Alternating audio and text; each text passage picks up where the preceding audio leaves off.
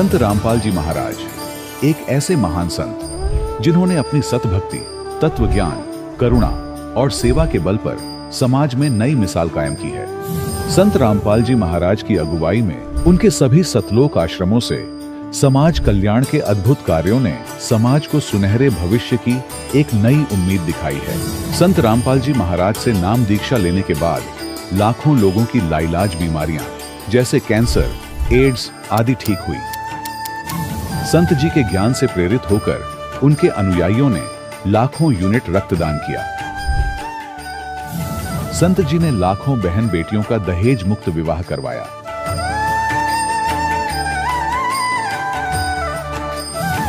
संत जी ने लाखों लोगों का नशा छुड़वाया, करोड़ों उजड़े परिवार बसे। संत जी के आश्रमों में समागम के दौरान निःशुल्क नेत्र चिकित्सा, दंत चिकित्सा प्रदान की जाती है। संत रामपाल जी महाराज द्वारा समय समय पर पर्यावरण संरक्षण के उद्देश्य से बड़े स्तर पर वृक्षारोपण किया जाता है। संत जी ने जरूरतमंदों को तत्काल राहत पहुंचाने के लिए एम्बुलेंस सेवा शुरू की। संत जी अपने अनुयायियों को देहदान के लिए प्रेरित करते हैं, जिससे मानवता की सेवा और चिकित्सा क्षेत्र में सुधार हो सके। संत रामपाल जी महाराज के सभी आश्रमों में हर रोज निःशुल्क भंडारा आयोजित किया जाता है, जहां हर वर्ग, हर जाति और हर धर्म के लोग एक साथ बैठकर भोजन करते हैं।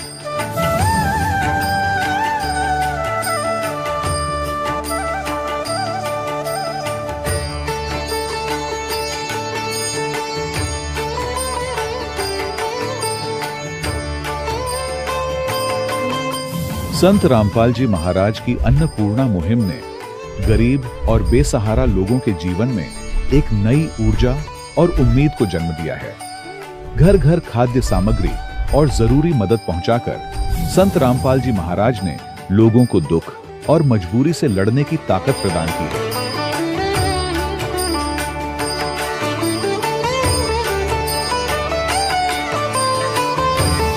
संत रामपाल जी महाराज द्वारा गरीब लोगों के लिए घर बनवाने का अद्भुत कार्य एक ऐसी मिसाल कायम कर रहा है जो सदियों सदियों संत जी की उदारता और दया भावना के तौर पर जाना जाएगा।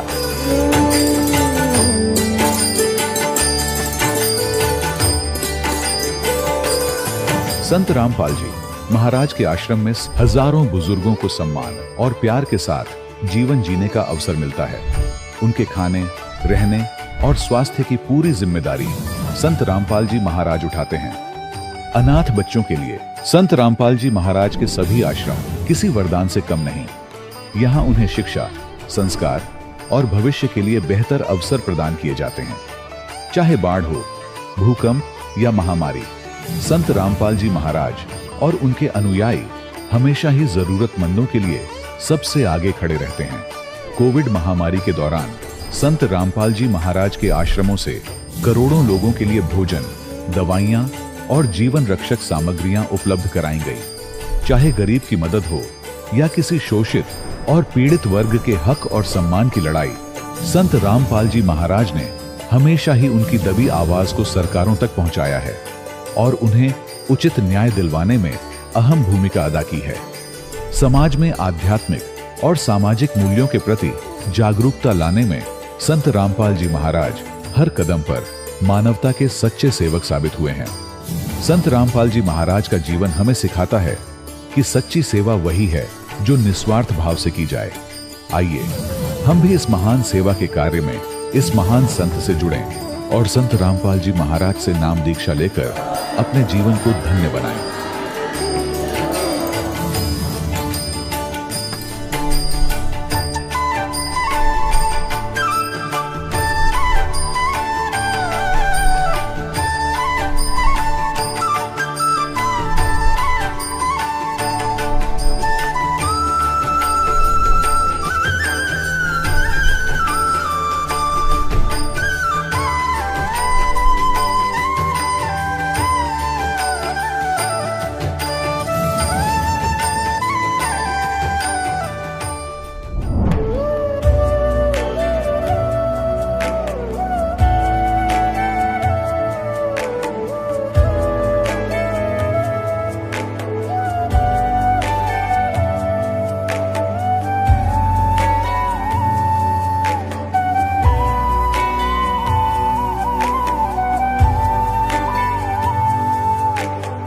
गीता अध्याय 15 के श्लोक 16-17 में 3 प्रभु बताए हैं। ये 3 प्रभु कौन हैं? किस प्रभु की शरण में जाने के पश्चात जन्म और मरण समाप्त हो सकता है? 3 प्रभुओं में सबसे उत्तम परमात्मा कौन है? कैसा है? उसका क्या नाम है? इन सभी गूढ़ रहस्यों को जानने के लिए अवश्य सुनिए जगत गुरु तत्वदर्शी संत रामपाल जी महाराज के अमृत वचन। सत साहिब दर्शकों, इंसान अपनी पूरी जिंदगी अपने धर्म में प्रचलित सभी प्रकार की साधनाएं करता है ताकि उसके घर में सुख शांति आए, बीमारियां दूर हों और जीवन की परेशानियां खत्म हो जाएं। लेकिन जब इन सब प्रयासों के बावजूद भी बीमारियां और परेशानियां उसके जीवन में बनी रहें, तो उसके मन में यह सवाल उठने लगता है कि क्या सच में मैं शास्त्र अनुसार भक्ति कर रहा हूं? दर्शकों, कुछ ऐसी ही कहानी थी लुधियाना, पंजाब की रहने वाली कांता जी की। कांता जी ब्राह्मण परिवार से हैं, जिन्होंने अपने धर्म की सभी परंपराएं निभाई, लेकिन फिर भी इनके जीवन की परेशानियां समाप्त नहीं हुई। इनके पति को गंभीर बीमारी हो गई, जिसको कोई डॉक्टर और न ही कोई धर्मगुरु ठीक कर सका। फिर एक दिन अचानक जब इन्हें संत रामपाल जी महाराज का शास्त्र अनुसार ज्ञान मिला और संत जी का ज्ञान समझकर जब इन्होंने नाम दीक्षा ली, तब इनके जीवन में चमत्कारिक बदलाव आने शुरू होने लगे। दर्शकों, आखिर संत रामपाल जी महाराज ने कांता जी को ऐसी कौन सी जड़ी बूटी दे दी जिससे कि इनके जीवन की सभी परेशानियां बिल्कुल समाप्त हो गईं? और क्यों आज करोड़ों लोग संत रामपाल जी महाराज को पूर्ण परमात्मा मान रहे हैं? आखिर इसके पीछे की सच्चाई क्या है? आइए सुनते हैं कांता जी की कहानी, इन्हीं की जुबानी। माता जी नमस्कार। सत साहिब भाई साहब जी, क्या नाम है आपका? मेरा नाम कांता रानी है। कहाँ से आए हैं जी आप? मैं पिंड बगली कलां, तहसील समराड़ा, जिला लुधियाना, पंजाब तो। संत रामपाल जी महाराज से नाम दीक्षा आपने कब ली? 26 जनवरी 2014 को। संत रामपाल जी महाराज की शरण में आने से पहले आप क्या भक्ति साधनाएं करते थे? जो भी परंपराएं हैं हिंदू समाज में सभी हम करते थे और लोगों को भी करवाते थे। हम सरनेम से, हम ब्राह्मण जाति, जो दंत कथा सुनी सुनाई उसके मुताबिक हम ब्राह्मण जाति से बिलोंग करते हैं। वो सभी जो मतलब हिंदू समाज में परंपराएं होती हैं लोगों से भी करवाते थे, आप भी करते थे। आप क्या काम करते हैं? मैं आंगनबाड़ी वर्कर हूँ। हम आपसे जानना चाहेंगे कि संत रामपाल जी महाराज की शरण में आप कैसे आए? संत रामपाल जी महाराज की शरण में ਸਾਡੇ ਨਾਲ ਸਾਡੇ ਗੁਆਂਢੀਆਂ ਦਾ ਘਰ ਹੈ, ਉਹ ਹੈਗੇ ਨੇ ਸ਼੍ਰੀਮਤੀ ਮਧੂਪ੍ਰਿਆ ਜੀ, ਡੀਓ ਰਿਟਾਇਰ ਨੇ। ਉਹ ਆਪਣੇ ਮਕਾਨ ਦੀ ਚਾਬੀ ਮੈਨੂੰ ਸੰਭਾਲ ਕੇ ਗਏ ਸੀ। ਉਹਨਾਂ ਨੇ ਮੈਨੂੰ ਮਤਲਬ ਫੋਨ ਤੇ ਦੱਸਿਆ ਕਿ ਇਸ ਚੈਨਲ ਤੇ ਪ੍ਰੋਗਰਾਮ ਆਉਂਦਾ ਹੈ। ਸੰਤ ਰਾਮਪਾਲ ਜੀ ਦਾ ਨਾਮ ਨਹੀਂ ਉਹਨਾਂ ਨੇ ਲਿਆ, ਵੀ ਉਹਨਾਂ ਦਾ ਪ੍ਰੋਗਰਾਮ ਆਉਂਦਾ, ਤੁਸੀਂ ਉਹ ਪ੍ਰੋਗਰਾਮ ਦੇਖਿਆ ਕਰੋ। ਮੈਂ ਉਹਨਾਂ ਨੂੰ ਕਿਹਾ ਵੀ ਇਹ ਪ੍ਰੋਗਰਾਮ ਦੇ ਵਿੱਚ ਕੀ ਹੈ? ਉਹ ਕਹਿੰਦੇ ਵੀ ਮੈਨੂੰ ਤਾਂ ਮਤਲਬ ਹੁਣ ਪਤਾ ਲੱਗਿਆ ਵੀ ਆ ਬ੍ਰਹਮਾ ਵਿਸ਼ਨੂੰ ਮਹੇਸ਼ ਕ੍ਰਿਸ਼ਨ ਭਗਵਾਨ ਰਾਮਚੰਦਰ ਵੀ ਇਹ ਤਾਂ ਰੱਬ ਹੈ ਨਹੀਂ। ਜਦ ਉਹਨਾਂ ਨੇ ਇਸ ਤਰ੍ਹਾਂ ਕਿਹਾ ਮੈਨੂੰ ਇੱਕਦਮ ਗੁੱਸਾ ਲੱਗਿਆ, ਮੈਨੂੰ ਦਿਲ ਨੂੰ ਧੱਕਾ ਲੱਗਿਆ ਵੀ ਉਹ ਇਹ ਗੱਲ ਕਿਉਂ ਕਹਿ ਰਹੇ ਨੇ। ਵੀ ਸਾਡੇ ਜਿਹੜੇ ਬਜ਼ੁਰਗ ਸੀ, ਸਿਆਣੇ ਸੀ ਸਾਡੇ, ਵੀ ਅੱਜ ਤੱਕ ਉਹਨਾਂ ਨੂੰ ਮੰਨਦੇ ਆ ਗਏ ਵੀ ਇਹਨਾਂ ਨੇ ਨਵਾਂ ਗਿਆਨ ਕਿੱਥੋਂ ਸਿੱਖ ਲਿਆ ਵੀ ਇਹ ਬ੍ਰਹਮਾ ਵਿਸ਼ਨੂੰ ਮਹੇਸ਼ ਇਹ ਤਾਂ ਪ੍ਰਮਾਤਮਾ ਹੈ ਹੀ ਨਹੀਂ।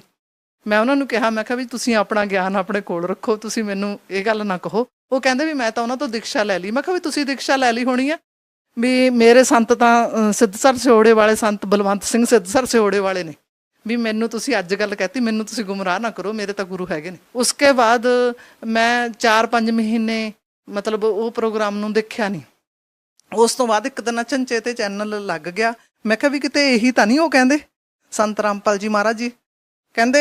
ਜਦ ਮੈਂ ਦੇਖਿਆ ਉਹਨਾਂ ਨੇ ਮੈਨੂੰ ਉਹੀ ਮਤਲਬ ਮੈਂ ਦੇਖਿਆ ਤੇ ਸੰਤ ਰਾਮਪਾਲ ਜੀ ਮਹਾਰਾਜ ਜੀ ਦਾ ਮੈਂ ਪ੍ਰੋਗਰਾਮ ਸੁਣਿਆ। 1 ਦਿਨ ਸੁਣਿਆ, 2 ਦਿਨ ਸੁਣਿਆ, ਮੈਂ ਲਗਾਤਾਰ 10 ਦਿਨ ਸੁਣਿਆ। ਮੇਰੇ ਸਾਡੇ ਤੱਕ ਪਾਠ ਖੋਲ੍ਹਤੇ, ਮੈਂ ਸਾਰੇ ਪਰਿਵਾਰ ਨੂੰ ਵੀ ਸੁਣਨ ਲਾਤਾ ਵੀ ਤੁਸੀਂ ਵੀ ਇਹ ਪ੍ਰੋਗਰਾਮ ਦੇਖੋ। ਤੇ ਅਸੀਂ ਦੇਖਦੇ ਗਏ ਸਾਨੂੰ ਉਹ ਦਿਨ ਆਉਣ ਦੇ ਵਿੱਚ ਆਵੇ ਵੀ ਅਸੀਂ ਕਿਹੜੀ ਘੜੀ ਜਾ ਕੇ ਆਸ਼ਰਮ 'ਚੋਂ ਜਾ ਕੇ ਗੁਰੂ ਜੀ ਦੇ ਦਰਸ਼ਨ ਕਰੀਏ, ਨਾਮ ਲੈ ਲਈਏ। ਉਸ ਤੋਂ ਬਾਅਦ ਮਤਲਬ ਮੇਰੀ ਕਦੇ ਵੋਟਾਂ 'ਚ ਡਿਊਟੀ ਆ ਜਾਵੇ, ਕਦੇ ਮੈਂ ਪਲਸ ਪੋਲੀਓ 'ਚ ਮੇਰੀ ਡਿਊਟੀ ਆ ਜਾਵੇ, ਕਦੇ ਮਰਦਮਸ਼ੁਮਾਰੀ 'ਚ ਆ ਜਾਵੇ, ਮੈਨੂੰ ਉਹ ਦਿਨ ਆਉਣ 'ਚ ਨਾ ਆਵੇ। ਤੇ ਪਹਿਲਾਂ ਮੇਰਾ ਬੇਟਾ 20 ਜਨਵਰੀ ਨੂੰ ਜਾ ਕੇ ਮਤਲਬ ਨਾਮ ਲੈ ਆਇਆ ਤੇ 26 ਜਨਵਰੀ 2014 ਨੂੰ ਮੈਂ ਤੇ ਮੇਰੇ ਹਸਬੈਂਡ, ਜਿਨ੍ਹਾਂ ਦੇ ਮਤਲਬ ਕਿ ਬ੍ਰੇਨ ਹੈਮਰਜ ਹੋਇਆ ਸੀ, ਉਹਨਾਂ ਦੇ ਨਾਲ ਮਤਲਬ ਉਹਨਾਂ ਦਾ ਇੱਕ ਪਾਸਾ ਖੜ ਗਿਆ ਸੀ। ਅਸੀਂ ਇੰਨੀ ਬੁਰੀ ਹਾਲਤ ਵਿੱਚ ਉਹਨਾਂ ਨੂੰ ਲੈ ਕੇ ਬਹੁਤ ਮੁਸ਼ਕਿਲ ਨਾਲ ਪਹੁੰਚੇ ਸੀ। ਪਹਿਲਾਂ ਮੇਰਾ ਭਰਾ ਉਹਨਾਂ ਨੂੰ ਲੈ ਕੇ ਜਾਣ ਵਾਲਾ ਕੋਈ ਵੀ ਨਹੀਂ ਸੀ। ਮੇਰੇ ਬੇਟੇ ਨੂੰ ਕਿਤੇ ਕੰਮ ਸੀਗਾ ਤੇ ਅਚਨਚੇਤ ਮੇਰਾ ਭਰਾ ਅਪ੍ਰੈਲ ਦੇ ਵਿੱਚੋਂ ਆਉਣਾ ਸੀ ਤੇ ਉਹ ਮਤਲਬ ਕਿ ਜਨਵਰੀ ਦੇ ਵਿੱਚ ਗੁਜਰਾਤ ਦੇ ਵਿੱਚੋਂ ਆ ਗਿਆ। ਇਹੋ ਜਿਹਾ ਚਮਤਕਾਰ ਸਾਡੇ ਨਾਲ ਹੋ ਗਿਆ। ਮੇਰੇ ਭਰਾ ਨੇ ਗੱਡੀ ਦੇ ਵਿੱਚੋਂ ਇਹਨਾਂ ਨੂੰ ਚੁੱਕ ਕੇ ਲਾਇਆ, ਜਦੋਂ ਕਿ ਤੁਸੀਂ ਮੇਰਾ ਭਰਾ ਦੇਖੋ ਬਹੁਤ ਕਮਜ਼ੋਰ ਹੈ, ਇਹ ਇਹਨਾਂ ਦਾ 6 ਫੁੱਟ ਕੱਦ ਹੈ। ਉਹਨਾਂ ਨੇ ਇੰਨੀ ਪ੍ਰਮਾਤਮਾ ਦੀ ਕਿਰਪਾ ਹੋਈ, ਉਹਨਾਂ ਗੱਡੀ ਦੇ ਵਿੱਚ ਚੱਕ ਕੇ ਮੇਰੇ ਹਸਬੈਂਡ ਨੂੰ ਉਹਨਾਂ ਨੇ ਲਾ ਲਿਆ। ਜੇ ਤੁਸੀਂ ਦੇਖੋ ਤਾਂ ਮਤਲਬ ਜੇ ਉਹਨਾਂ ਦੀ ਉਸ ਵੇਲੇ ਦੀ ਹਾਲਤ ਦੇਖੋ ਤੇ ਅੱਜ ਉਹਨਾਂ ਦੀ ਹਾਲਤ ਦੇਖੋ ਤਾਂ ਤੁਸੀਂ ਹੈਰਾਨ ਰਹਿ ਜਾਓਗੇ ਵੀ ਇਹ ਉਹੀ ਬੰਦਾ ਜਿਹੜਾ ਇਹ ਉਦੋਂ ਲੈ ਕੇ ਗਏ ਸੀਗੇ ਇਹਨਾਂ ਨੂੰ। ਐਸੀ ਇਹਨਾਂ ਦੀ ਕਿਰਪਾ ਹੋਈ। ਬਸ ਉਸ ਤੋਂ ਬਾਅਦ ਸਾਡੇ ਤੇ ਪ੍ਰਮਾਤਮਾ ਨੇ ਸੁੱਖਾਂ ਦੀ ਝੜੀ ਲਾਤੀ। संत रामपाल जी महाराज से नाम दीक्षा लेने के बाद आपको क्या लाभ मिले? ਸਭ ਤੋਂ ਬੜਾ ਤਾਂ ਲਾਭ ਇਹ ਹੈ ਜੀ, ਜਿਹੜੇ ਅਸੀਂ ਭਟਕਦੇ ਫਿਰਦੇ ਸੀਗੇ, ਮੈਂ ਗੀਤਾ ਨੂੰ ਅਣਗਿਣਤ ਵਾਰ ਪੜ੍ਹਿਆ ਸੀ। ਗੁਰੂ ਗ੍ਰੰਥ ਸਾਹਿਬ ਨੂੰ ਮੈਂ 4.5 ਮਹੀਨੇ 'ਚ ਅਰਥਾਂ ਸਮੇਤ ਪੜ੍ਹਿਆ ਸੀਗਾ। ਉਹ ਸਾਨੂੰ ਸਾਰੇ ਅਰਥ ਸਮਝ ਆ ਗਏ। ਗੀਤਾ ਦੇ ਮਤਲਬ ਇੱਕ ਇੱਕ ਅਰਥ ਸਾਨੂੰ ਸਮਝ ਲੱਗ ਗਿਆ। ਸਾਨੂੰ ਸੰਤ ਰਾਮਪਾਲ ਜੀ ਮਹਾਰਾਜ ਨੇ ਮਤਲਬ ਜੋ ਸ਼ਰ ਪੁਰਸ਼, ਅਕਸ਼ਰ ਪੁਰਸ਼, ਪਰਮ ਅਕਸ਼ਰ ਪੁਰਸ਼, ਸਾਨੂੰ ਬਿਲਕੁਲ ਇਹਨਾਂ ਬਾਰੇ ਗਿਆਨ ਨਹੀਂ ਸੀ। ਉਹ ਸਾਰਾ ਸਮਝ ਆ ਗਿਆ ਵੀ ਕਿਸ ਪਰਮਾਤਮਾ ਦੀ ਸ਼ਰਨ 'ਚ ਜਾਣਾ ਚਾਹੀਦਾ, ਪਰਮਾਤਮਾ ਨੂੰ ਪਾਉਣ ਦਾ ਮੰਤਰ ਕਿਹੜਾ, ਉਹ ਸਾਨੂੰ ਸਾਰਾ ਪਤਾ ਲੱਗਿਆ। ਮਤਲਬ ਸਾਨੂੰ ਸਾਰਾ ਸਮਝ ਆ ਗਿਆ ਜਿਹੜਾ ਗੁਰੂ ਗ੍ਰੰਥ ਸਾਹਿਬ ਦੇ ਵਿੱਚ ਲਿਖਿਆ ਸੀਗਾ, ਇੱਕ ਓਂਕਾਰ ਸਤਿਗੁਰ ਪ੍ਰਸਾਦ, ਜਿਹਦੇ ਵਿੱਚ ਮੈਂ ਉਹਨਾਂ ਦਾ ਅਰਥਾਂ ਦਾ ਇਹ ਮਤਲਬ ਕੱਢਦੀ ਸੀ। ਮੈਂ ਉਹਦੇ ਵਿੱਚ ਅਰਥਾਂ ਸਮੇਤ ਮੈਂ ਪੜ੍ਹਿਆ ਸੀ ਗੁਰੂ ਗ੍ਰੰਥ ਸਾਹਿਬ ਨੂੰ। ਉਹਦੇ ਵਿੱਚ ਲਿਖਿਆ ਸੀ ਇੱਕ ਓਂਕਾਰ ਸਤਿਗੁਰ ਪ੍ਰਸਾਦ। ਜਗ੍ਹਾ ਜਗ੍ਹਾ ਤੇ ਆਉਂਦਾ ਕਿ ਪਰਮਾਤਮਾ ਇੱਕ ਹੈ, ਉਹ ਕਿਹਦੇ ਦੁਆਰਾ ਪ੍ਰਾਪਤ ਹੁੰਦਾ ਹੈ? ਗੁਰੂ ਦੁਆਰਾ ਪ੍ਰਾਪਤ ਹੁੰਦਾ। ਉਹ ਮੈਂ ਪੜ੍ਹਿਆ। ਪਰ ਸੰਤ ਰਾਮਪਾਲ ਜੀ ਮਹਾਰਾਜ ਜੀ ਦੀ ਸ਼ਰਨ 'ਚ ਆਉਣ ਤੋਂ ਬਾਅਦ ਮੈਨੂੰ ਪਤਾ ਲੱਗਿਆ ਵੀ ਉਹ 3 ਮੰਤਰ ਦੇ ਕੋਡ ਵਰਡ ਸੀਗੇ। ਓਮ ਤਤ ਸਤ, ਜੋ ਗੀਤਾ ਦੇ ਵਿੱਚ ਲਿਖਿਆ ਹੋਇਆ ਓਮ ਤਤ ਸਤ, ਇੱਕ ਓਂਕਾਰ, ਸਤਨਾਮ ਕਰਤਾ ਪੁਰਖ, ਉਹ ਤਿੰਨੋਂ ਮੰਤਰ ਦੇ ਕੋਡ ਵਰਡ ਗੁਰੂ ਗ੍ਰੰਥ ਸਾਹਿਬ ਦੇ ਸੀ। ਉਹ ਮੈਨੂੰ ਸੰਤ ਰਾਮਪਾਲ ਜੀ ਮਹਾਰਾਜ ਜੀ ਦੀ ਸ਼ਰਨ, ਤਤਵਦਰਸ਼ੀ ਸੰਤ ਰਾਮਪਾਲ ਜੀ महाराज जी ਦੀ ਸ਼ਰਨ ਵਿੱਚ ਆਉਣ ਤੋਂ ਬਾਅਦ ਪਤਾ ਲੱਗਿਆ। संत रामपाल जी महाराज की शरण में जो भी लोग जाते हैं उनका कहना है कि पहले वो बहुत नशा करते थे, लेकिन जब संत रामपाल जी महाराज की शरण में वो गए तो उनका नशा दूर हो गया। आपके साथ क्या अनुभव रहा जब आपके घर वाले संत रामपाल जी महाराज की शरण में चले जाते हैं, नाम दीक्षा ले लेते हैं? हाँ जी, मैं बचपन तो ही मतलब बीड़ी तो बहुत नफरत करती सी। मेरे पिता जी बीड़ी पींदे सी। साडा आपस च बहुत खिच्चा ताणी रहिंदी सी। मैं उन्हां नूं गुस्से हुंदी सी भी तुसीं बीड़ी ना पिया करो। मैं उन्हां दे भांडे भी अलग खड़ते सीगे भी तुसीं बीड़ी ना पिया करो। मैनूं मजाक करदे हुंदे सी, कहंदे भी जे तेरे घर वाला बीड़ी पींदा होया फिर तू की करेंगी। ਉਹੀ ਗੱਲ ਹੋਈ। ਮੇਰੇ ਘਰ ਵਾਲਾ ਬੀੜੀ ਪੀਂਦਾ ਸੀ। ਸਾਡੀ ਬਹੁਤ ਆਪਸ 'ਚ ਖਿੱਚਾ ਤਾਣੀ ਰਹਿੰਦੀ ਸੀ। ਮੈਂ ਬਹੁਤ ਰੋਕਦੀ ਸੀ ਵੀ ਤੁਸੀਂ ਬੀੜੀ ਨਾ ਪੀਆ ਕਰੋ, ਪਰ ਇਹ ਬੀੜੀ ਪੀਣ ਤੋਂ ਹਟਦੇ ਨਹੀਂ ਸੀ। ਕਾਫੀ ਦੇਰ ਮੇਰੇ ਕਲੇਸ਼ ਕਰਨ ਤੋਂ ਬਾਅਦ ਵੀ ਕੁਛ ਦਿਨ ਬੀੜੀ ਛੱਡ ਕੇ ਫੇਰ ਪੀਣ ਲੱਗ ਜਾਂਦੇ ਸੀਗੇ। ਪਰ ਸੰਤ ਰਾਮਪਾਲ ਜੀ ਮਹਾਰਾਜ ਜੀ ਦੇ ਗਿਆਨ ਸੁਣਨ ਤੋਂ ਬਾਅਦ ਮਤਲਬ ਉਹ ਖੁਦ ਅੱਜ ਰੋਂਦੇ ਨੇ, ਉਹਨਾਂ ਦੇ ਅੱਖਾਂ 'ਚੋਂ ਹੰਝੂ ਆ ਜਾਂਦੇ ਨੇ। ਉਹ ਕਹਿੰਦੇ ਵੀ ਜੇ ਇਹ ਗਿਆਨ ਮੈਨੂੰ ਪਹਿਲਾਂ ਮਿਲ ਜਾਂਦਾ, ਪਰ ਮੈਨੂੰ ਇਸ ਢੰਗ ਨਾਲ ਕਿਸੇ ਨੇ ਨਹੀਂ ਸਮਝਾਇਆ ਵੀ ਜਿਸ ਤਰ੍ਹਾਂ ਗੁਰੂ ਸੰਤ ਰਾਮਪਾਲ ਜੀ ਮਹਾਰਾਜ ਦੱਸਦੇ ਨੇ ਵੀ ਤੁਹਾਡੇ ਅੰਦਰ ਚੈਨਲ ਲੱਗੇ ਹੋਏ ਨੇ। ਜੇਕਰ ਤੁਸੀਂ ਇਹੋ ਜਿਹਾ ਨਸ਼ਾ ਕਰੋਗੇ ਤਾਂ ਮਤਲਬ ਉਹ ਜਿਹੜੇ ਦੇਵੀ ਦੇਵਤਾ ਤੁਹਾਨੂੰ ਕੋਈ ਲਾਭ ਨਹੀਂ ਦੇਣਗੇ, ਮਤਲਬ ਤੁਹਾਡੇ ਨੁਕਸਾਨ ਹੀ ਹੋਣਗੇ। ਵੀ ਜੇ ਇਸ ਤਰ੍ਹਾਂ ਮੈਨੂੰ ਕੋਈ ਸਮਝਾਉਂਦਾ ਤਾਂ ਮੈਂ ਬੀੜੀ ਨੂੰ ਬਿਲਕੁਲ ਵੀ ਟੱਚ ਨਾ ਕਰਦਾ। माता जी, आपने संत रामपाल जी महाराज जी को ही अपना गुरु क्यों बनाया? ਸੰਤ ਰਾਮਪਾਲ ਜੀ ਮਹਾਰਾਜ ਜੀ ਕੋ ਗੁਰੂ ਇਸ ਲਈ ਬਣਾਇਆ ਕਿ ਉਹ ਜਿਹੜੀ ਵੀ ਭਗਤੀ ਬਤਾ ਰਹੇ ਨੇ ਉਹ ਸਾਰੀ ਸ਼ਾਸਤਰਾਂ ਦੇ ਵਿੱਚ ਲਿਖੀ ਹੋਈ ਆ। ਸ਼ਾਸਤਰਾਂ ਦੇ ਅਨੁਕੂਲ ਭਗਤੀ ਦੱਸ ਰਹੇ ਨੇ। ਤੇ ਮਤਲਬ ਜਿਹੜੀ ਅਸੀਂ ਸਾਰੀ ਕੁੱਲ ਦੁਨੀਆ ਭਗਤੀ ਕਰ ਰਹੀ ਹੈ, ਹਿੰਦੂ, ਮੁਸਲਿਮ, ਸਿੱਖ, ਈਸਾਈ, ਸਾਰੇ ਜਿਹੜੀ ਭਗਤੀ ਕਰਦੇ ਨੇ ਸਾਰੀ ਸ਼ਾਸਤਰਾਂ ਦੇ ਵਿਰੁੱਧ ਕਰ ਰਹੇ ਨੇ। ਜਿਹੜੀ ਗੁਰੂ ਜੀ ਭਗਤੀ ਦੱਸਦੇ ਨੇ ਸਾਰੀ ਸ਼ਾਸਤਰਾਂ ਦੇ ਅਨੁਸਾਰ ਹੈ, ਸਾਰੀ ਸ਼ਾਸਤਰਾਂ ਦੇ ਵਿੱਚ ਪ੍ਰਮਾਣਿਤ ਹੈ ਜੀ। संत रामपाल जी महाराज जी ने विश्व के जितने भी धर्मगुरु हैं उनकी भक्ति पत्ति पर एक प्रश्न चिन्ह लगा दिया है। उनका कहना है कि जितने भी धर्मगुरु हैं वो अपने शिष्यों को, श्रद्धालुओं को शास्त्र के विरुद्ध भक्ति साधना बता रहे हैं। अब भगत समाज इस बात का निर्णय कैसे करे कि संत रामपाल जी महाराज सही भक्ति विधि बता रहे हैं या अन्य धर्मगुरु सही भक्ति विधि बता रहे हैं? ਦੇਖੋ ਜੀ, ਬਿਨਾਂ ਸੋਚੇ ਸਮਝੇ, ਬਿਨਾਂ ਕਿਸੇ ਨੂੰ ਦੇਖੇ ਪਰਖੇ, ਉਹਦੀ ਗਹਿਰਾਈ ਤੱਕ ਜਾਏ ਤੋਂ ਬਿਨਾਂ ਕੋਈ ਕਹਿ ਦੇਵੇ ਵੀ ਮਤਲਬ ਇਹ ਗਲਤ ਹੈ, ਇਹ ਸਹੀ ਹੈ। ਗਲਤ ਕਹਿਣਾ ਵੀ ਗਲਤ ਗੱਲ ਹੈ। ਪਹਿਲਾਂ ਮਤਲਬ ਪੂਰੀ ਗਹਿਰਾਈ ਤੱਕ ਜਾਓ। ਸੰਤ ਰਾਮਪਾਲ ਜੀ ਮਹਾਰਾਜ ਜੀ ਦਾ ਪ੍ਰੋਗਰਾਮ ਚੈਨਲ ਤੇ ਰੋਜ਼ਾਨਾ ਆਉਂਦਾ। ਮੇਰੀ ਸਾਰੇ ਭਗਤ ਸਮਾਜ ਨੂੰ ਹੱਥ ਬੰਨ੍ਹ ਕੇ ਬੇਨਤੀ ਹੈ ਵੀ ਤੁਸੀਂ ਉਸ ਪ੍ਰੋਗਰਾਮ ਨੂੰ ਇੱਕ ਦਿਨ ਨਹੀਂ, 2 ਦਿਨ ਨਹੀਂ, 3 ਦਿਨ ਨਹੀਂ, 10 ਦਿਨ ਵੀ ਨਹੀਂ, ਤੁਸੀਂ ਉਸ ਪ੍ਰੋਗਰਾਮ ਨੂੰ ਲਗਾਤਾਰ 4 ਮਹੀਨੇ ਦੇਖੋ ਬਿਨਾਂ ਨਾਗਾ ਪਾਏ। ਤੁਹਾਨੂੰ ਆਪਣੇ ਆਪ ਪਤਾ ਲੱਗ ਜਾਊਗਾ ਵੀ ਕੀ ਗਲਤ ਹੈ ਕੀ ਸਹੀ ਹੈ। बहन जी, संत रामपाल जी महाराज ने विश्व के सभी धर्मगुरुओं को आध्यात्मिक ज्ञान चर्चा के लिए आमंत्रित भी किया। उस ज्ञान चर्चा को देखने के बाद आपने क्या फैसला लिया? ਜੋ ਸੰਤ ਢੋਲ ਦੇ ਡੰਕੇ ਤੇ ਟੀਵੀ ਦੇ ਮਾਧਿਅਮ ਤੋਂ, ਸੀਡੀ ਦੇ ਮਾਧਿਅਮ ਤੋਂ, ਕਿਤਾਬਾਂ ਦੇ ਮਾਧਿਅਮ ਤੋਂ ਮਤਲਬ ਪੂਰੇ ਜ਼ੋਰ ਸ਼ਾਰ ਨਾਲ ਮਤਲਬ ਇਹ ਪ੍ਰਚਾਰ ਕਰ ਰਹੇ ਨੇ ਵੀ ਜਿੰਨੇ ਵੀ ਹਿੰਦੂ ਮੁਸਲਿਮ ਸਿੱਖ ਈਸਾਈ ਨੇ ਸਾਰੇ ਸ਼ਾਸਤਰਾਂ ਦੇ ਵਿਰੁੱਧ ਭਗਤੀ ਕਰ ਰਹੇ ਨੇ। ਨਾ ਕੋਈ ਦੁਨੀਆ ਭਰ ਦੇ ਵਿੱਚ ਕੋਈ ਵੀ ਸੰਤ ਨਹੀਂ ਠੀਕ ਹੈਗਾ। ਉਹ ਸ਼ਰੇਆਮ ਕਹਿ ਰਹੇ ਨੇ ਜੇ ਦਾਸ ਹੈ, ਸ਼ਰੇਆਮ ਕਹਿ ਰਹੇ ਨੇ ਜੇ ਦਾਸ ਹੈ। ਮੈਂ ਸਾਰੇ ਭਗਤ ਸਮਾਜ ਨੂੰ ਇਹੀ ਕਹਿਣਾ ਚਾਹੁੰਦੀ ਹਾਂ ਜੋ ਪ੍ਰਮਾਤਮਾ ਨੂੰ ਪਾਉਣਾ ਚਾਹੁੰਦੇ ਨੇ, ਇਹੀ ਕਹਿਣਾ ਚਾਹੁੰਦੀ ਹਾਂ ਵੀ ਉਹ ਮਤਲਬ ਇਹ ਚੀਜ਼ ਦੇਖਣੀ ਚਾਹੀਦੀ ਹੈ ਉਹਨਾਂ ਨੂੰ ਵੀ ਇਹ ਕਿਉਂ ਕਹਿ ਰਹੇ ਨੇ, ਵੀ ਫਿਰ ਕੀ ਠੀਕ ਹੈ, ਵੀ ਨਾ ਹਿੰਦੂ ਠੀਕ ਹੈ, ਨਾ ਮੁਸਲਿਮ ਠੀਕ ਹੈ, ਨਾ ਈਸਾਈ ਠੀਕ ਜਾ ਰਹੇ ਨੇ, ਨਾ ਕੋਈ ਸੰਤ ਠੀਕ ਹੈ, ਫਿਰ ਕੀ ਠੀਕ ਹੈ। ਇਹ ਸੰਤ ਰਾਮਪਾਲ ਜੀ ਮਹਾਰਾਜ ਜੀ ਦਾ ਪ੍ਰੋਗਰਾਮ ਦੇਖਣ ਤੋਂ ਬਾਅਦ ਉਹਨਾਂ ਨੂੰ ਆਪਣੇ ਆਪ ਨਿਰਣੇ ਹੋ ਜਾਊਗਾ। ਮੇਰੀ ਗੁਜ਼ਾਰਿਸ਼ ਹੈ ਕਿ 85% ਮੈਨੂੰ ਆਸ ਹੈ ਕਿ ਜਦ ਸੰਤ ਰਾਮਪਾਲ ਜੀ ਮਹਾਰਾਜ ਜੀ ਦਾ ਗਿਆਨ ਸੁਣਨਗੇ, ਉਹਨਾਂ ਦੀ ਗਹਿਰਾਈ ਤੱਕ ਜਾਣਗੇ, ਉਹਨਾਂ ਦੀਆਂ ਬੁੱਕਾਂ ਪੜ੍ਹਨਗੇ, ਉਹਨਾਂ ਨੂੰ ਆਪਣੇ ਆਪ ਨਿਰਣੇ ਹੋ ਜਾਊਗਾ। 85% ਸਮਾਜ ਬਿਨਾਂ ਮਤਲਬ देर कहे जल्दी तो जल्दी इधर आ जाऊगा। संत रामपाल जी महाराज से नाम दीक्षा लेने के बाद आपको और क्या लाभ मिले?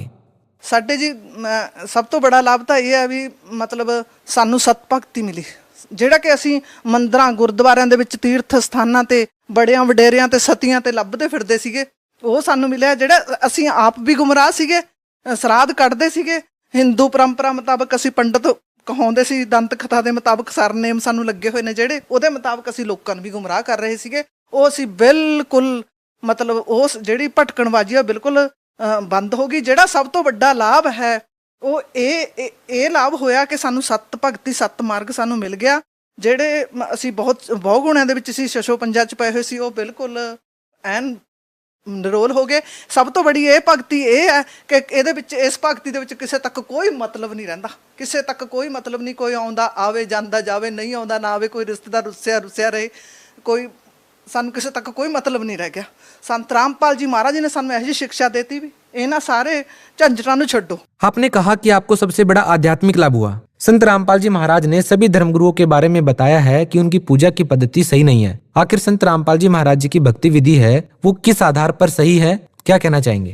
श्रीमद् भगवत गीता, पवित्र गुरु ग्रंथ साहिब, बाइबल, कुरान शरीफ, चारों वेद। आपने कहा कि संत रामपाल जी महाराज वेदों में से, गुरु ग्रंथ साहिब में से, कुरान शरीफ में से, बाइबल में से अपना ज्ञान आधार बता रहे हैं। सवाल ये है कि संत रामपाल जी महाराज आखिर किस धर्म को श्रेष्ठ मानते हैं? वह समाज को किस धर्म की ओर लेके जाना चाहते हैं? वो समाज को किस धर्म की ओर लेके जा रहे हैं? ਉਹ ਕਹਿੰਦੇ ਵੀ ਹਿੰਦੂ ਮੁਸਲਿਮ ਸਿੱਖ ਈਸਾਈ ਵੀ ਇਹ ਕਾਲ ਨੇ ਸਾਰਿਆਂ ਸਾਨੂੰ ਭਰਮਿਤ ਕੀਤਾ ਹੋਇਆ। ਨਾ ਕੋਈ ਹਿੰਦੂ ਹੈ, ਨਾ ਮੁਸਲਮਾਨ ਹੈ, ਨਾ ਸਿੱਖ ਈਸਾਈ ਹੈ। ਉਹ ਕਹਿੰਦੇ जीव हमारी जाति है, मानव धर्म हमारा, हिंदू मुस्लिम सिख ईसाई धर्म नहीं कोई न्यारा। क्या आज भी आप संत रामपाल जी महाराज में पूरी आस्था रखते हैं? जी 150%। जी बहुत बहुत धन्यवाद। सच है भाई। दर्शकों, अभी आपने सुने संत रामपाल जी महाराज से दीक्षा प्राप्त करके सुखी हुए भक्त के अनुभव। अब देखिए जगत गुरु तत्वदर्शी संत रामपाल जी महाराज के मंगल प्रवचन। परमपिता परमात्मा पूर्ण ब्रह्म सारी सृष्टि के रचनहार कुल मालिक कबीर परमेश्वर जी, ये हम सभी आत्माओं के जनक हैं, सबके पिता हैं।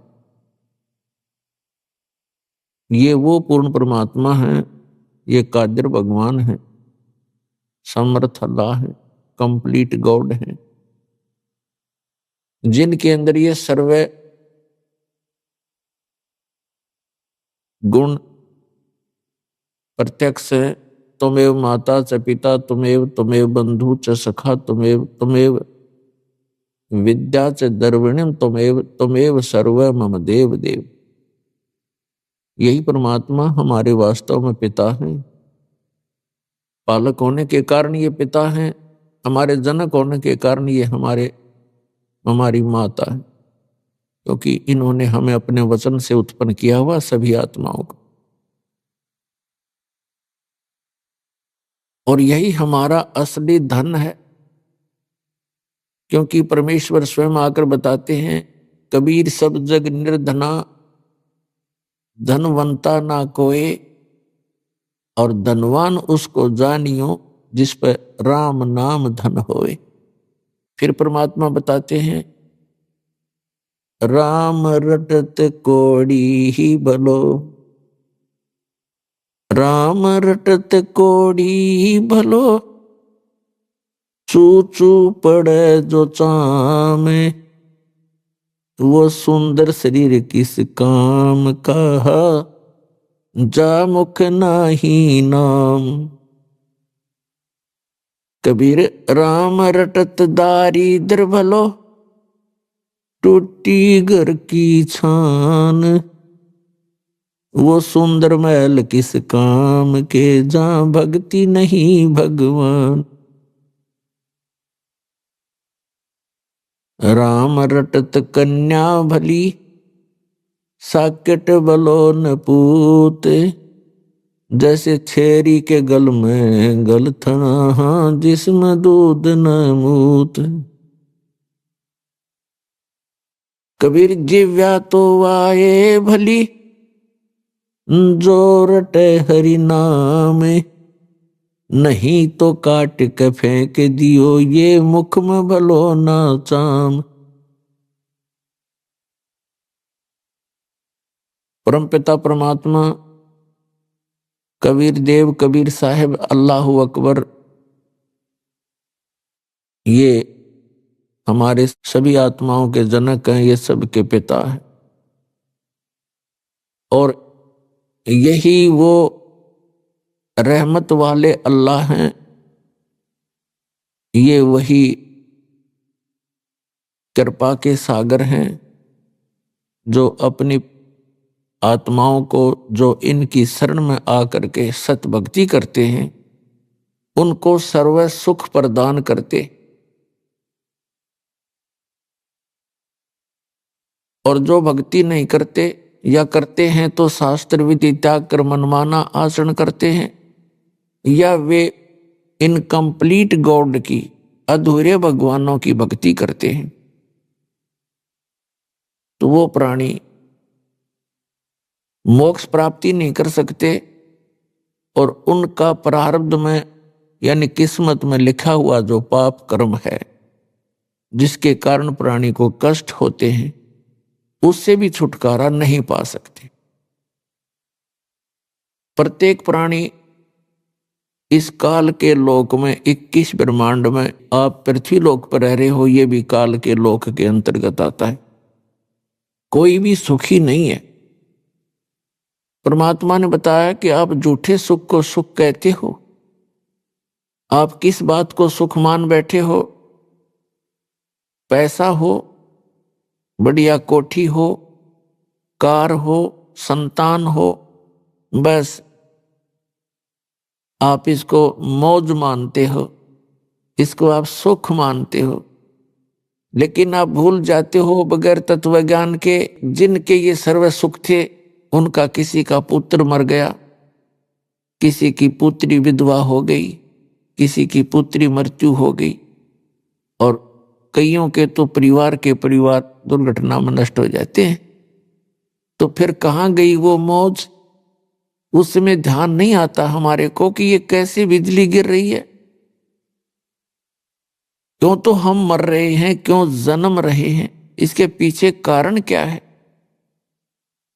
तो ये परमात्मा ने आके बताया, जो हमारे पिता हैं, और हम गलती से यहाँ आ गए थे इस काल के साथ मेला देखने, और इस मेले में हम भी चल गए, अपने परमात्मा से भी छुट गए। अब वो परमात्मा यहाँ आता है हमें समझाने के लिए कि जिस स्थान पर आप रह रहे हो, ये स्थायी स्थान नहीं है। ये तो एक मेला है। कोई 10 वर्ष रह सकता है, कोई 20 वर्ष, कोई 50 वर्ष, कोई 60 और 100 वर्ष। उसके बाद सभी ने यहां से जाना पड़ेगा। और यहां आप एक दूसरे से अस्थायी तौर पर जुड़े हुए हो, जैसे मेले में मित्र बन जाते हैं। आपका परिवार इतना ही समझो।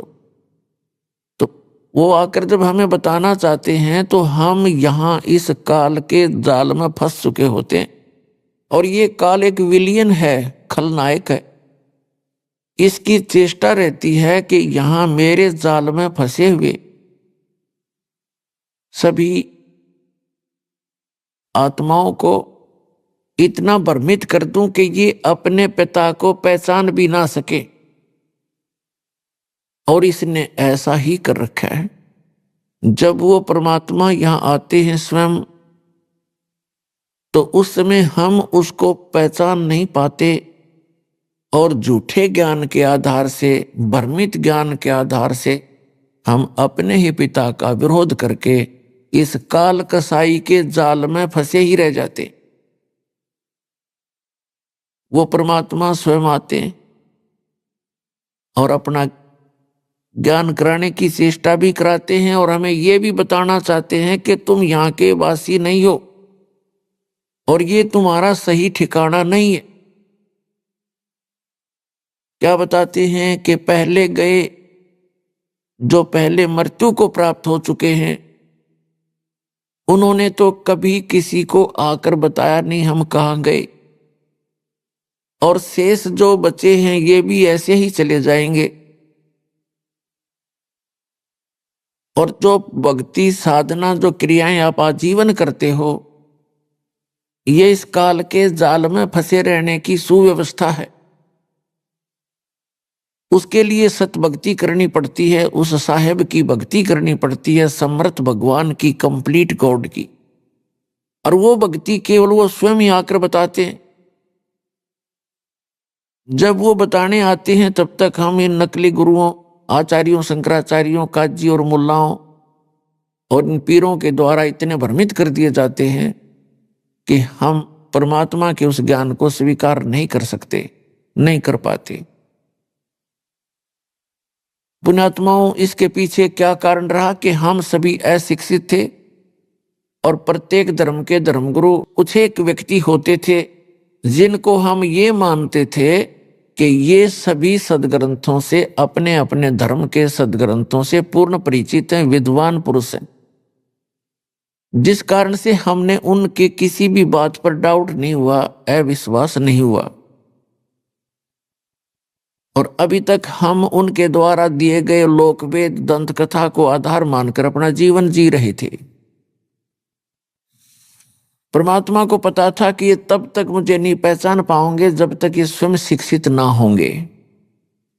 तो पुण्यात्माओं, चौथा युग आ गया है, जनता कभी शिक्षित नहीं थी, क्योंकि ये शिक्षा एक अभिशाप है इस जीव के लिए और वरदान भी है। अभिशाप तो इसलिए है कि इसमें हम ज्यादा चतुर बन गए और सांसारिक सुख सुविधाओं को प्राप्त करने की दौड़ हमने बहुत स्पीड तो लगा रखी है। एडी से चोटी का जोर केवल माए इकट्ठी करने में लगे, अभिमानी हो गए। छोटी सी पोस्ट पर मिल जाती है, हवा में उड़ जाता, सीधे मुंह बात नहीं करता वो व्यक्ति। और पहले अपने बुजुर्ग थे, आए का आदर करते थे, प्यार से बोलते थे, विनम्र रहते थे। तो विनम्र व्यक्ति के साथ भगवान रहता है। जिसमें जरा सा भी अभिमान आ जाता है उससे भगवान दूर हो जाता है। केवल वो अपना फिर कर्म ही प्राप्त करता है पूर्व जन्म का, उसको अन्य कोई लाभ नहीं मिल सकता। तो अब परमात्मा ने आप जी को शिक्षित बनाया है। अब ये शिक्षा आपके लिए वरदान सिद्ध होगी कि आप परमात्मा को पहचान सकोगे, अपने सदग्रंथों को स्वयं पढ़ सकते हो, निर्णय ले सकते हो। और इस मनुष्य जीवन का मूल उद्देश्य है केवल परमात्मा प्राप्ति, भक्ति करके सतलोक जाने के लिए ही ये मनुष्य जीवन प्राप्त होता है। जो क्रियाएं हम करते थे, संतानों उत्पत्ति,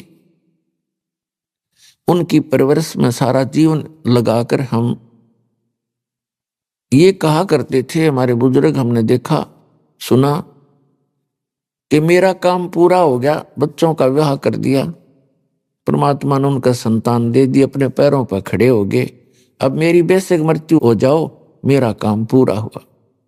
अब इस तत्व ज्ञान से, अध्यात्म ज्ञान से पता चला कि मनुष्य वाला काम तो शुरू भी ना किया उसने, ये कर्म तो पशु पक्षियों जैसे ही किए आज तक जो आपने किए। तो इस मनुष्य जीवन का यदि कोई मूल उद्देश्य है, केवल परमात्मा प्राप्ति है। और आप जी जिनको ये मानव शरीर मिला है, ये एक ड्रेस है, ड्रेस, पोशाक। इसको संत भाषा में चोला बोलते हैं, चोला यानी कपड़ा। तो ये वस्त्र आपको अन्य प्राणियों से भिन्न प्राप्त है, तो इसका कोई काम भी भिन्न है। और उस काम के बिना इस मनुष्य जीवन का कोई यूज नहीं। चाहे कितने कोठी बना लो, फैक्ट्री लगा लो, या चाहे कितनी कार खरीद लो, एक सेकंड में मृत्यु हो जाती है, सब कुछ धरा धराया रह जाता है और हाथ मसलता हुआ हारे हुए ज्वारी की तरह यह प्राणी यहां से शरीर छोड़कर चला जाता है। जो भक्ति नहीं करता और भक्ति कर रहा है नकली गुरुओं के पास, वो भी हारे हुए ज्वारी की तरह ही जाएगा। तो पुण्यात्माओं, आप जी को ये ड्रेस अलग मिली है, इसका काम भी भिन्न है। जैसे बच्चे विद्यालय में जाते हैं, विद्यार्थी की ड्रेस, उनकी पोशाक भिन्न होती है, और अन्य जो मजदूरी करते हैं या खेतों में काम करते हैं या कोई अपनी अन्य दुकान आदि में कार्य करते हैं, मजदूरी करते हैं, तो उनकी ड्रेस पोशाक भिन्न होती है। और ड्रेस पहनकर जाते हैं जो विद्यार्थी हैं, उनको फ्री कर दिया जाता है परिवार की तरफ से कि बेटा और बेटी तुम अपनी शिक्षा ग्रहण करो, अपना भविष्य बनाओ। और यदि वो बच्चे उस शिक्षा काल में, विद्यार्थी जीवन में अपना उद्देश्य को ध्यान में ना रखकर, पढ़ाई ना करके कोई सिनेमा देखता है, कोई ताश खेलता है या कोई ऐसे ही गप्पे मारता रहता है, तो उनको फिर बाद में बहुत पछताना पड़ता है जब उनका विद्यार्थी जीवन समाप्त हो जाता है। एक समय एक व्यक्ति सड़क के ऊपर, रोड के ऊपर वहां मिट्टी डाल रहा था, मजदूरी कर रहा था।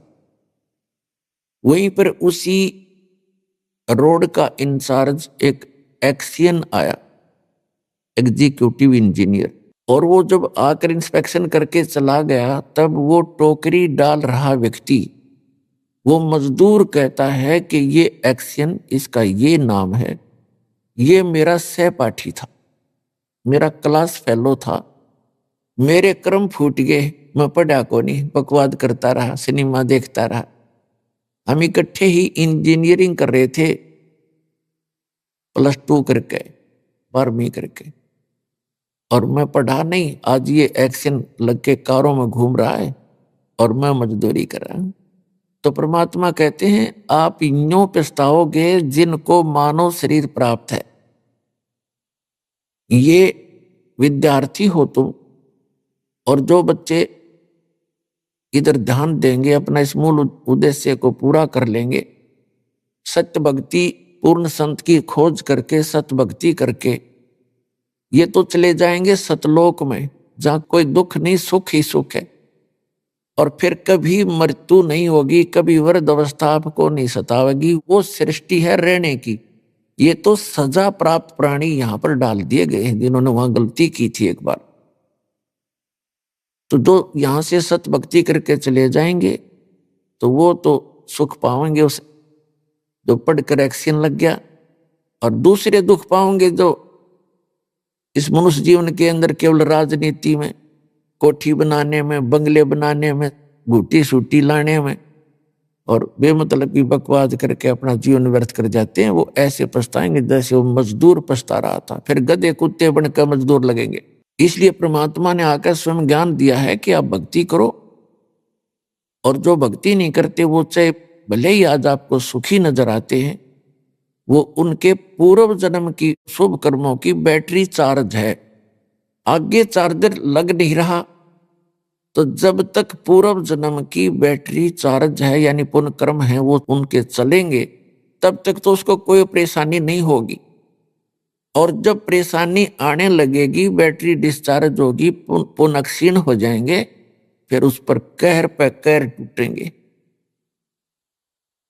तो इसलिए जो आज सुखी है उसको भी चार्जर लगाना पड़ेगा, यानी सत भक्ति रूपी ये साधना इस दास से प्राप्त करनी पड़ेगी, क्योंकि विश्व के अंदर इस दास के अतिरिक्त किसी के पास सत भक्ति नहीं और सच्चा ज्ञान नहीं, सब गलत ज्ञान प्रचार कर रहे हैं। और इसके अंदर कोई मान बढ़ाई नहीं करनी चाहिए, क्योंकि हम कई प्रकार से भ्रमित हो गए। जैसे किसी व्यक्ति ने किसी भयंकर रोग की दवाई खोज ली तो उसके पास दवाई लेनी चाहिए, चाहे राष्ट्रपति का रोग हो उसने भी जाना चाहिए, इसमें क्या दिक्कत है। तो थोड़ी सी भी बुद्धि से काम आप लोगे तो ना अभिमान सतावेगा, आपको अपना कल्याण नजर आवेगा, तो तुरंत आकर के नाम लीजिए। परमात्मा कहते हैं मन तू पावेगा अपना किया रे, भोगेगा अपना किया रे। मन तू पावेगा अपना किया रे, भोगेगा अपना किया रे। राजा राम की कार उलंगी, गई सीता लंक मजारी। राजा राम की कार उलंगी, गई सीता लंक मजारे। सेतु बंधा जब सेना उतरी, चढ़ गए पद्म 18, मन तू पावेगा अपना किया रे, भोगेगा अपना किया रे। लंका तोड़ी बेलंका रे तोड़ी, वो अहि रावण से मारे। लंका तोड़ी बेलंका रे तोड़ी, अहि रावण से मारे। 10 मस्तक रावण के काटे, विभीषण को राज दिया रे, मन तू पावेगा अपना किया रे, भोगेगा अपना किया रे। प्रहलाद पैज परवान करी है, धर नरसिंह अवतारे। प्रहलाद पैज परवान करी है, धर नरसिंह अवतारे। दीन दयाल दया कर उतरे, एरना कुश उदर वेदारे। मन तू पावेगा अपना किया रे, भोगेगा अपना किया रे। हा हा हु बंदे होते तौलत हैं बलवारे। आहा हु बंदे होते तौलत हैं बलवारे। गज और गरा बने भव सागर, 10 सेंस अधिकार। मन तू पावेगा अपना किया रे, भोगेगा अपना किया रे। भाई श्वास घटो बलहीन भयो जद, खेच लिया मजदारे। श्वास घटा बलहीन भयो जद, खेच लिया मजदारे। अर्ध नाम रसना से टेरा, वो सुमृत है रंकारे। मन तू पावेगा अपना किया रे, भोगेगा अपना किया रे।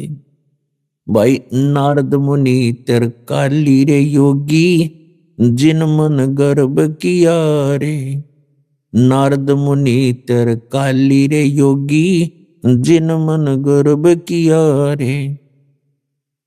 पल में पूत बहतर जाए, ये रोवत केस उपाड़े। मन तू पावेगा अपना किया रे, भोगेगा अपना किया रे।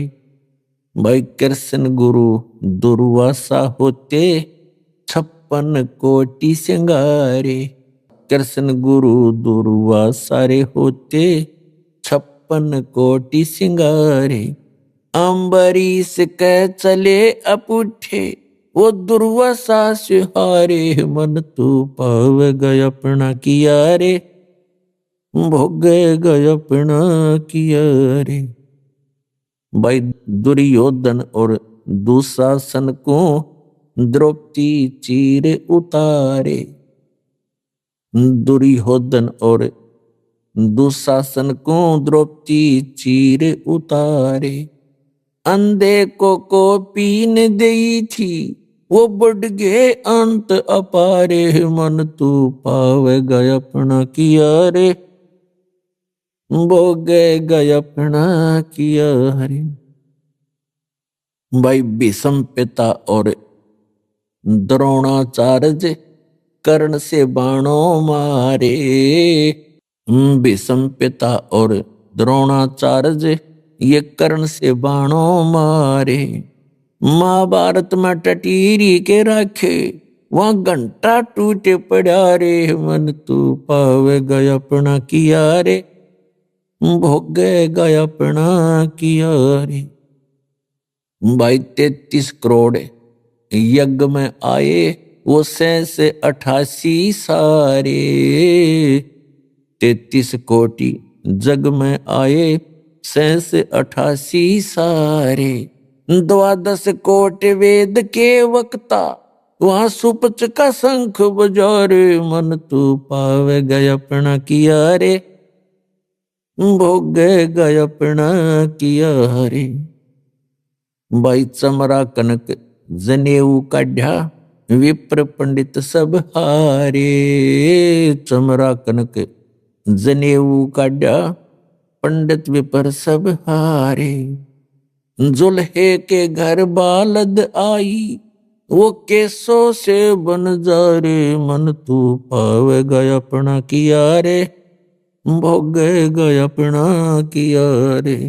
मीराबाई को मारन लागे जहर का प्याला प्यारे, मीराबाई को मारन लागे जहर का प्याला प्यारे। पीवत ही अमृत हो लाग्या, हो गया सर्द ही और, मन तू पावे गया अपना किया रे, भोगे गया अपना किया रे। कंस केसी चानौर खपावण जीतन मल अखारे, कंस केसी चानौर खपावण जीतन मल अखाड़े। कृष्ण को तो यश दिया ये कबीर न कारज सारे, मन तू पावे गया अपना किया रे, भोग गया अपना किया रे। भाई शंखों कृष्ण करें खवासी धन तू सृजन हारे, शंखों कृष्ण करें खवासी धन तू सृजन हारे। दास गरीब करे को सरवर ऐसा शीश हमारे, मन तू पावे गया अपना किया रे, भोगे गया अपना किया रे, मन तू पावे गया अपना किया रे, भोगे गया अपना किया रे।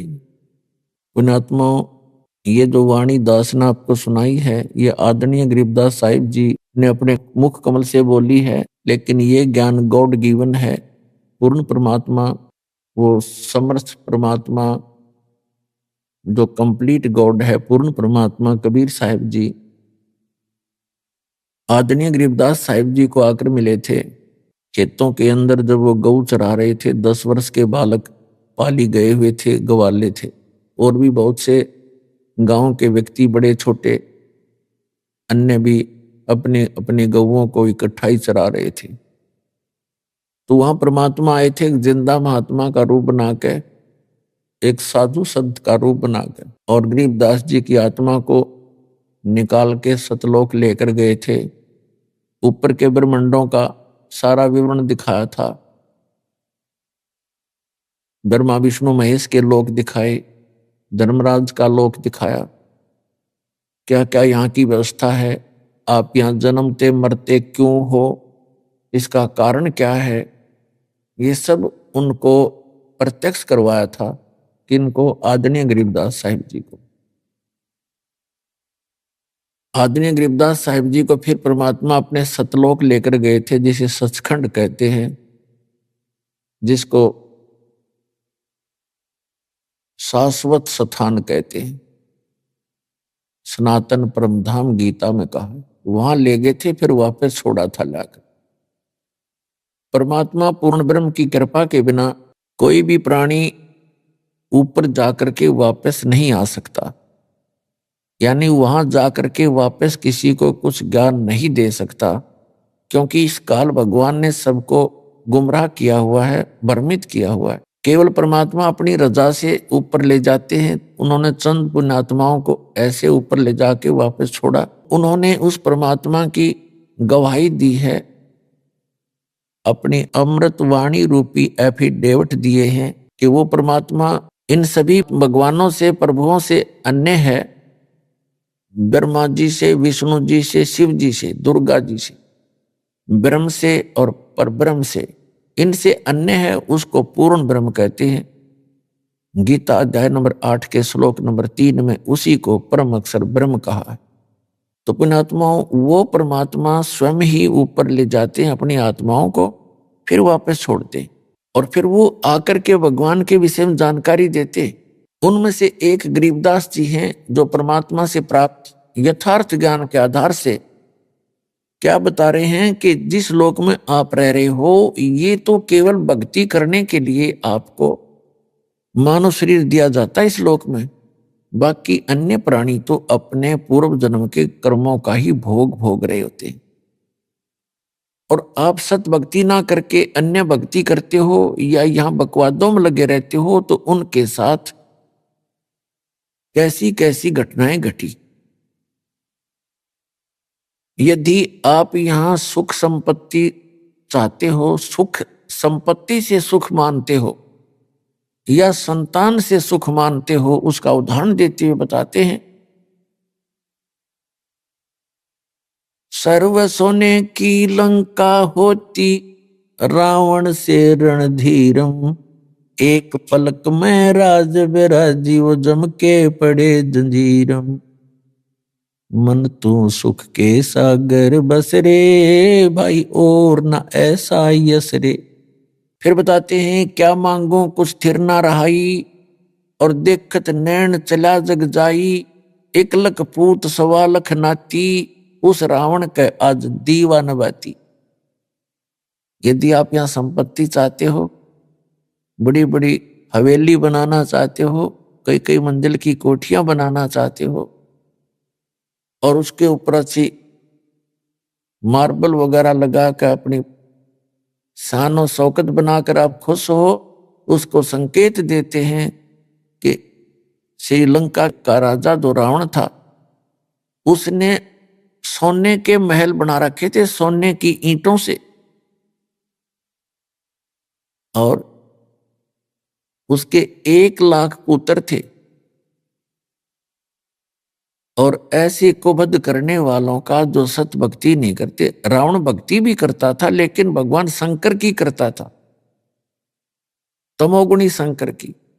और ये भगवान आपको केवल वर्क डन ही दे सकते हैं, जैसा करोगे वैसा ही पाओगे, इसमें कोई परिवर्तन नहीं कर सकते।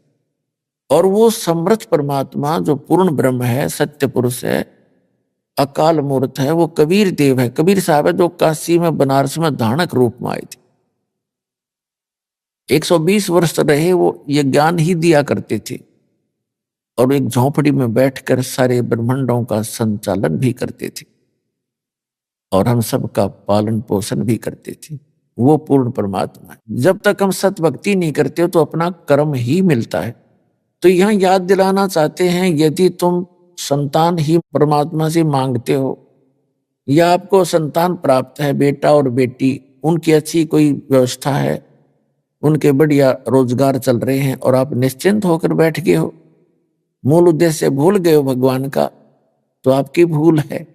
1 लख पूत सवा लख नाती और उस रावण का आज कोई दीवा न बाती, दीपक लगाने वाला नहीं शेष बचा। तो इस गंदे लोक में आप इन्हीं व्यवस्थाओं से संतुष्ट हैं, तो आपका भूल लाग रही है। उस भूल को तोड़ने के लिए परमात्मा आते हैं या अपना कोई दास भेजकर आपको सजग करते हैं कि आप अपना मूल उद्देश्य भूल चुके हो। उसके लिए याद दिलाते हैं कि जो भक्ति करते हैं उनकी भगवान मदद करते हैं। अभी आपने सुने संत रामपाल जी महाराज के मंगल प्रवचन। आइए अब सुनते हैं संत रामपाल जी महाराज से नाम दीक्षा लेकर सत भक्ति करके अद्भुत लाभ प्राप्त करने वाले अनुयायी के विचार।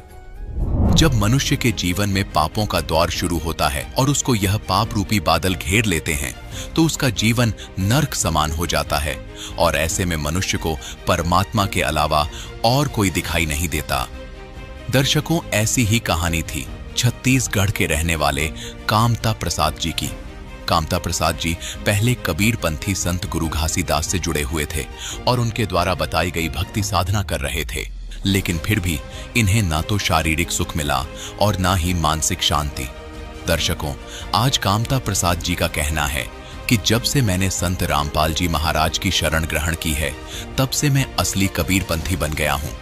मुझे वास्तव में कबीर साहिब के ज्ञान और उनकी सद्भक्ति का ज्ञान अब हुआ है। दर्शकों, आखिर कामता प्रसाद जी ने एक कबीरपंथी संत को छोड़कर दूसरे कबीरपंथी संत की शरण क्यों अपनाई है? आइए जानते हैं कि इसके पीछे की सच्चाई क्या है। सुनते हैं कामता प्रसाद जी की कहानी, उन्हीं की जुबानी। नमस्कार सर। सत साहब सर। सर क्या नाम है आपका? कामता प्रसाद बंजारे नाम है, वैसे डॉक्टर बनर्जी के नाम से जानते हैं मेरे सर। ग्राम बरछा और जिला मुंगेली, तहसील पथरिया और छत्तीसगढ़ का रहने वाला हूँ सर। कामता प्रसाद जी, संत रामपाल जी महाराज जी से नाम उपदेश आपने कब लिया? 24/2/2018 को लिया सर। संत रामपाल जी महाराज जी से नाम दीक्षा लेने से पहले आप क्या भक्ति साधनाएं किया करते थे? भक्ति साधना तो हम वैसे सतनामीपन से बिलोंग करते हैं सर, तो गुरु घासीदास को मानते थे और साथ में कबीर साहिब को भी मानते थे सर, दोनों को ही मानते थे। सर जैसा कि आपने बताया कि आप सतनामी पंथ से हैं, जो कि काफ़ी पुराना कबीर पंथ है, और आप घासीदास को भी मानते थे और कबीर साहब जी को भी मानते थे, तो फिर आप संत रामपाल जी महाराज जी की शरण में क्यों आए? सर ऐसा जाना पड़ा सर, कुछ शरीर में तकलीफ आ गया हमारा, और फिर 2017 में, वैसे तो पुस्तक हम पढ़े थे, 2017 से हम सत्संग भी सुन रहे थे परमात्मा का, संत रामपाल जी महाराज का, और उसमें हमको बहुत कुछ ज्ञान मिल चुका था, लेकिन अहम के कारण हम जा नहीं पा रहे थे, क्योंकि हम सोना बनाने का भी काम करते थे सर। सोना बनाने का काम करते करते जब सोना बन गया 24 कैरेट का, प्रैक्टिकल हो गया वो, उसके बाद हम सोचे कि इसमें सोना बनाने से तो कोई फ़ायदा नहीं होगा और 2-4 हज़ार व्यक्ति का भी ज़िंदगी देखना है। ऐसा करके हम पारस पत्थर की तैयारी करने लगा सर। जब पारस पत्थर तैयारी करने लगा तो 8 घंटा का समय बाकी था उसमें बनने में। उसके बाद फिर हमारा जो तकलीफ फिर बढ़ गया, तबीयत खराब हो गया सर। इसलिए दुनिया भर के देवी देवताओं को याद किए मेरे वाइफ ने। मैं तो बेहोश हो गया था सर, वैसे गनियारी अस्पताल में गया था तो पीछे साइड का रीढ़ का हड्डी से पानी निकाल दिया था, और घर में आया तो बेहोशपना हो गया। तो हमारे पत्नी, हमारे वाइफ ने पूरा कई प्रकार के देवी देवता का आराधना किया, लेकिन कोई सहमत नहीं हो। लास्ट में फिर बोले कि हे परमात्मा, हम साल भर से हम सत्संग आपके देख रहे हैं, उसके बाद आप आके दया करिए परमात्मा, यहाँ पर हमारे पति को जीवन दान दीजिए। ऐसा करके बोली सर फिर हमारे वाइफ। तब फिर परमात्मा ने एक सोटा रख के और कमंडल रख के संत रामपाल जी महाराज कबीर परमेश्वर के रूप में आए। फिर आने के बाद हमारे मुंह में वो जल डाला सर, चरणामृत। हम नहीं जानते थे, हमको बता रहे थे बाद में जब हमको होश आया तो। लेकिन हमारे वाइफ ने पूरा इस सब को देख रही थी, हर चीज़ को सर। उसके बाद फिर बोले कि हम तुरंत दीक्षा ले लेंगे परमात्मा, अगर तुरंत हमको जीवन दान मिलेगा तो। ऐसा करके बोली सर। और उसके बाद जब हम चरण अमृत डालने के बाद कुछ राहत मिला हमको। राहत मिलने के बाद में फिर 3 दिन के बाद हम जाके भाटापारा में नामदान केंद्र था उस समय सर, तो जाके आके हम नाम दीक्षा लिए। और जैसा हम अंदर घुसे नाम दीक्षा लेने के लिए, तो हमारा यहाँ का जो तकलीफ था वो तकलीफ क्षण मात्र में तुरंत ठीक हो गया सर, और परमात्मा की भक्ति करने लग गए। सर जैसा कि आपने बताया कि आपके परिवार वाले पहले से ही संत रामपाल जी महाराज जी से दीक्षित थे। उन्होंने आपके लिए संत रामपाल जी महाराज जी से प्रार्थना की और फिर आप स्वस्थ हो गए। तो क्या नाम दीक्षा लेने के बाद आपको और भी लाभ मिले? जैसे कि हमारे वाइफ जैसे कोरोना काल में जब टीका लगवाई थी तब उसका तबीयत खराब हो गया फिर हमारे वाइफ का, और 8-10 रोज वो बिल्कुल खाना नहीं खाए, बातचीत कुछ नहीं कर सकती थी एकदम। उसके बाद में फिर पास में सो रहे थे तो एक रोज 13वां दिन में धर्मराज अपने किताब लेकर के ऐसे दबाए हुए आए सर, और बोले कि ये तुम्हारा पत्नी अब नहीं रहेगा, समय पूरा निकल चुका है, ख़त्म हो चुका है, आप देख लो। ऐसा करके वो पुस्तक को, किताब को ला के रख दिया। पहले भी वैसे मैं तांत्रिक के काम करता था तो कई ऐसा मृत्यु हो जाते थे तो उसको भी लेके आते थे मेरे पास में कि भाई इसको जिंदा मत करना, जीवित करने की कोशिश मत करना, ऐसा करके बोलते थे सर। तो उसी प्रकार उस दिन भी आए थे और दिखाए थे। तो सुबह जब उठा, समय 4 बजे का था, तो उठा तो मैं उनसे पूछा कि आपके तो समय है ही नहीं है, अब 11:30 बजे राइट फिक्स है, उसमें लिखा है। ऐसा करके बोले तो बच्चे लोग रोने लग गए और समय होते जा रहे थे तो और बिल्कुल उसका चेहरा डाउन होते जा रही थी मेरे वाइफ का। उसके बाद में फिर जब 11 बजे और बिल्कुल सीरियस हो गए, एकदम सीरियस हो गए, तो फिर बच्चे लोग के बोला कि यहाँ रोने की क्या ज़रूरत है भाई, तो मुर्दा है, मर गए, मर जाता है तो उसके पास रोना नहीं चाहिए, रोना है तो वो परमात्मा बैठा है, वहाँ जाके आप रोइए भाई सब जने, ऐसा करके बोले सर। तो वहाँ जाके गद्दी के पास में जाके फिर रोने लगे। तब फिर परमात्मा 11:40 में ठीक फिर आया और वहाँ जब उठ नहीं सकती थी, बैठ नहीं सकती थी, वो खुद उठ के बैठ गई और बोलने लगे कि यहाँ से खिसको खिसको, मेरा पिताजी आ गया, मेरा परमात्मा आ गया मेरा। ऐसा करके संत रामपाल जी को संबोधन किया सर, और हाथ को ऐसा किया तो प्रसाद भी आ गया उसके हाथ में और चरण अमृत भी आ गया, जिसको जगत के लोग भी देखे उस वो। तो फिर वो उसको जीवन दान मिला वहीं पर परमात्मा आने के बाद। ये लाभ हुआ सर हमको। और एक लाभ और बताता हूँ सर, हमारे पास गाड़ी वाड़ी नहीं था, तो एक दिन हम दंडवत किए शाम को, दीपक वगैरह जला करके, तो बोले कि परमात्मा गाड़ी के हमको भी ज़रूरत है, कोई भी ढंग से व्यवस्था करिए परमात्मा, ऐसा करके बोले सर मन में। तब परमात्मा दया किया, हमारे खाता में 15,000 रुपया तीसरा दिन आ गए और उस 15,000 रुपये को धर के हम गाड़ी लेने के लिए चल दिए सर, और गाड़ी ले लिया। यही हमको लाभ हुआ है सर। पेट में गैस था और यहाँ सूजन हो गया था मेरा, तो कई डॉक्टर को दिखाया तो कई डॉक्टर तो ये बोलते थे कि आप तो यहाँ से हम भेजते हैं मरीज तो उसको ठीक कर देते, तो हम आपके लिए क्या दवाई करेंगे, ऐसा करके बोलते थे सर। तो गनियारी, फिर लास्ट में गनियारी गए, गनियारी में रीढ़ की हड्डी से पानी निकाल दिया। सर, संत रामपाल जी महाराज जी से नाम दीक्षा लेने के बाद आपको बहुत सारे लाभ मिले, तो सर ऐसा कैसे संभव हो पा रहा है कि जो भी श्रद्धालु संत रामपाल जी महाराज जी से नाम उपदेश लेते हैं उनको तुरंत ही लाभ मिलने शुरू हो जाते हैं?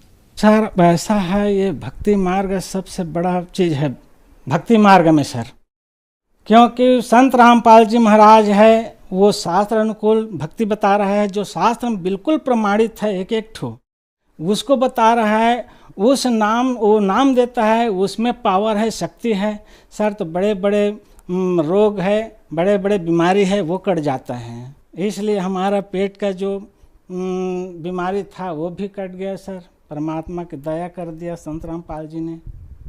सर, संत रामपाल जी महाराज जी से नाम उपदेश कैसे लिया जा सकता है? सर आजकल तो कई चैनलों में सत्संग आता है और उसके नीचे पीली पट्टी चलती है, उसमें नंबर रहता है सर, उस नंबर से आप कांटेक्ट करके अपने नज़दीकी नामदान केंद्र से पता करके आप दीक्षा ले सकते हैं सर। धन्यवाद सर। साहेब